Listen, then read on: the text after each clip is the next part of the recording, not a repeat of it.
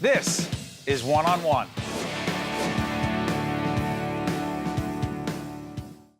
We're pleased to be joined by Dr. Bryan C. Price, Executive Director of the Buccino Leadership Institute at Seton Hall University. Good to see you.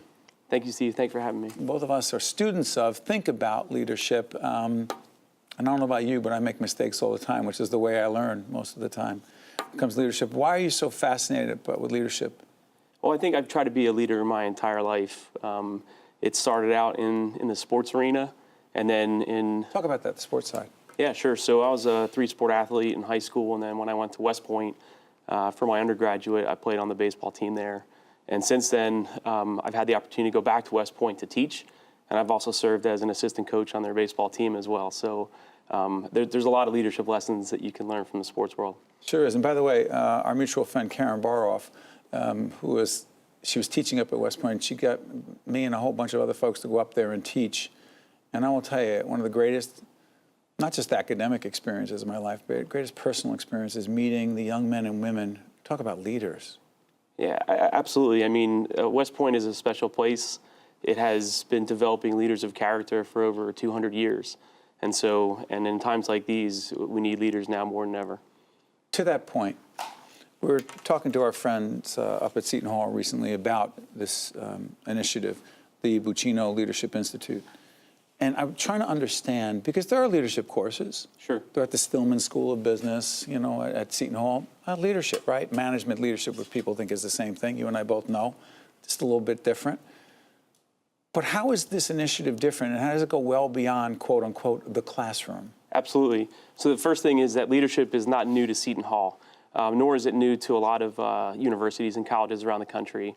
And it's important to also highlight that inside the Stillman School of Business, there's been a leadership program that's been highly, highly successful. That's right. HR.com has actually rated the Stillman School of Business Buccino Leadership Center the top-rated program in the past 4 years. So by no means am I bringing anything new to the program.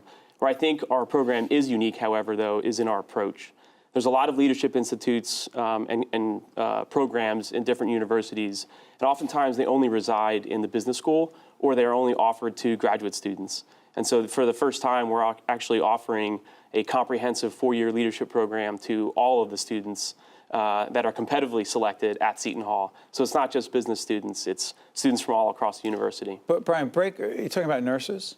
People in nursing, people in journalism, people in sports management, if you will, Sure. Political science, et cetera, the not-for-profit program there that I know very well.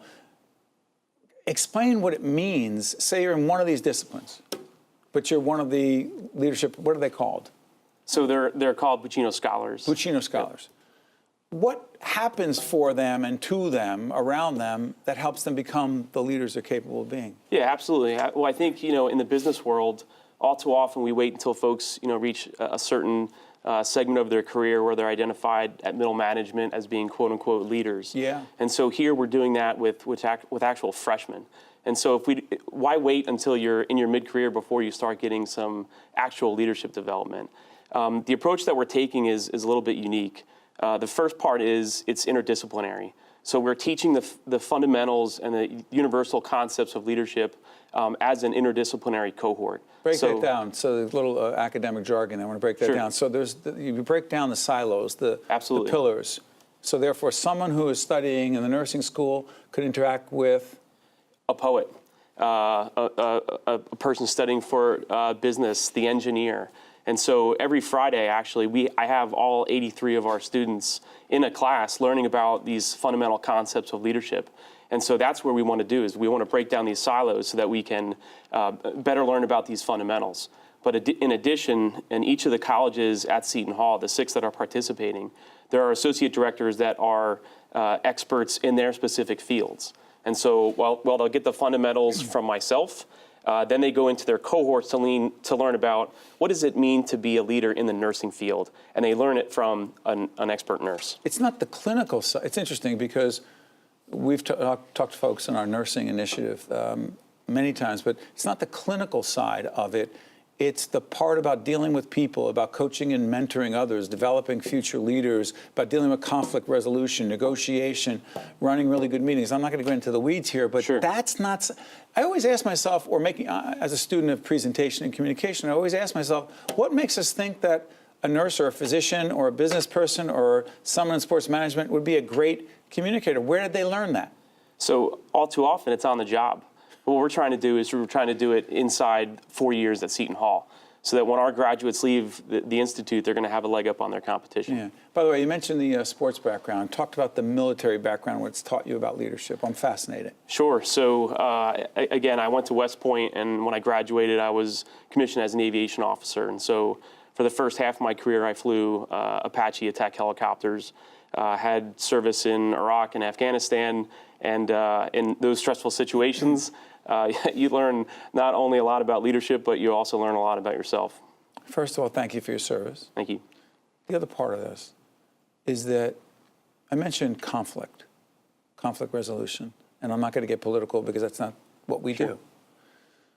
But given how divisive we appear to be in our nation, how polarized we appear to be in our nation, in your view, Bryan, where is the place for exceptional leadership in quote unquote bringing people together, or is that a pipe dream of mine? No, and I think all you have to do is to open up the newspaper or watch the evening news to understand that we need leadership, not just in the political arena, but in all these different types of arenas. And so, I think it's needed now more than ever. Let me ask you this. When we talk about leadership, and I've asked people about this, I'm curious about a couple things. Number one, the greatest leadership lesson you have learned, whether it's in sports or the military, et cetera, the greatest leadership lesson you've learned is? So be yourself. Well, hold on, devil's advocate, be yourself, but don't be satisfied with who and where you are at this point. Is that a contradiction? No, when I say be yourself, obviously part of your mantra in life as a leader should be always relentless improvement. That's right. You shouldn't be never satisfied with the status quo. But what I mean by be yourself is if you put the mission or your objective as well as your people first, you're never going to fail. But how you do that is kind of up to your unique leadership style. So, for example, if you are an extrovert, then own that. If you're an introvert, don't try to be something that you're not. And so in my leadership style, even though it's probably not coming across right now, I've tried to use a little bit of humor and to try to relate to people and to show vulnerabilities. You said at the outset of the show about being brave enough in order to identify when you have made mistakes. Trust me, I have an entire book that I wrote about leadership lessons and leadership. Half of it's about the mistakes I've made.